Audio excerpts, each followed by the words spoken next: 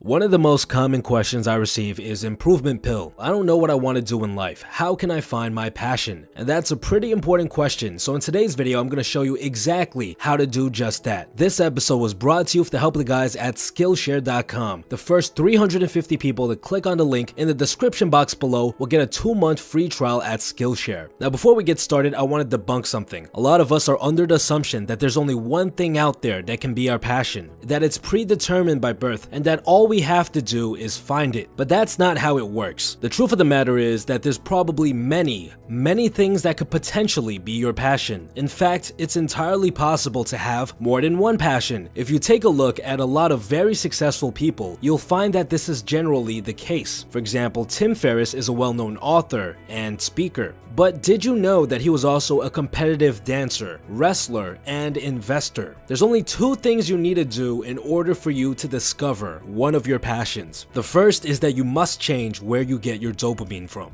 Dopamine is the chemical that is released by our brain that motivates us to do things. Without it, you will literally starve to death, even if there was food right in front of you. The release of dopamine is also accompanied by pleasure. The problem nowadays is that dopamine is very easy to get. It's cheap and it's abundant everywhere. Back in the day, we had to do stuff in order to get that dopamine, and most of the time that meant creating something. You had to build a house, you had to create a nice piece of pottery, you had to go out and tend to your crops. While you worked on these tasks, you were flooded with dopamine and you felt good about the whole process. If you follow this route, you'd naturally become passionate about whatever it is that you did. But nowadays, it's a little bit different. We can now flood our brain with dopamine without having to do much at all. You can surf the web, you can binge watch some TV shows, you can order amazing foods for your front door almost instantaneously. And methods like this have become the main sources of dopamine for the majority of people. Now, what's different about these sources of dopamine as compared to the ones we used to get it from? Well, these are forms of consumption, and the ones we used to use are forms of creation. And this is a very important distinction. In order for something to be your passion, it must stem from creation. If you get the majority of your dopamine from a form of consumption, do you know what we call that? We call that an addiction. You're addicted to watching TV, you're addicted to smoking cigarettes, you're addicted to eating junk food. But on the other hand, if we get the majority of our dopamine from a form of creation, that's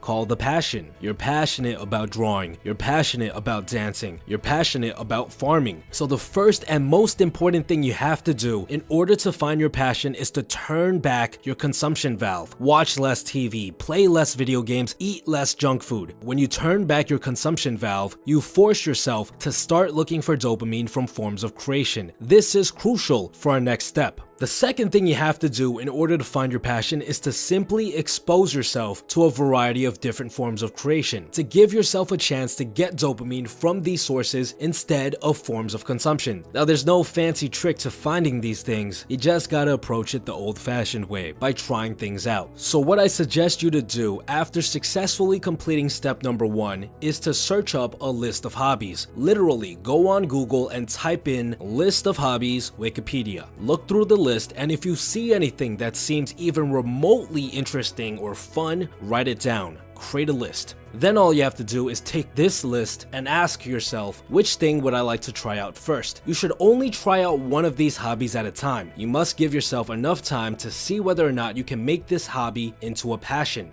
If you've successfully followed our first step, which is to drastically tone down the amount of dopamine you get from forms of consumption, what happens next should be automatic. Let's say you picked photography as something you might be interested in. If you followed our first step correctly, you'll naturally do some research on photography. You'll look up some videos, you'll start playing around with a cheap camera or your phone, and after a while, you'll know whether or not you actually like this hobby. All of this is fueled by the dopamine that you are no longer getting from forms of consumption, because you're now getting it from a form of creation. And let's say you don't find yourself interested in photography, all you have to do is move on to the second thing on your list. And if that doesn't work out either, try the third thing, and so on and so on. And if you continue to find yourself not interested in anything, then chances are you're not following the first step properly. You have to turn down the amount of dopamine you get from forms of consumption even more. Now, I know this sounds overly simplistic, but finding a passion isn't as hard as people make it it seem. Honestly, all you have to do is tone down the amount of dopamine you're getting from sources of consumption and allow yourself to explore different forms of creation. Speaking of which, a great place for you to dip your feet into the water for a variety of different hobbies is Skillshare.com. Skillshare has over 17,000 unique videos teaching you about hundreds of different topics, including things like photography, drawing, productivity, business, and much more. Personally, I've been interested in learning more about videography and film. My goal is to eventually create better videos for you guys in the future, and these video editing classes are teaching me what I need in order to reach that goal. For those of you that are looking for your passion, I highly recommend checking out Skillshare by using the link in the description box below. The first 350 people will get a 2-month free trial, and after that, it's only $10 per month to remain a member. Besides that, guys, stay tuned.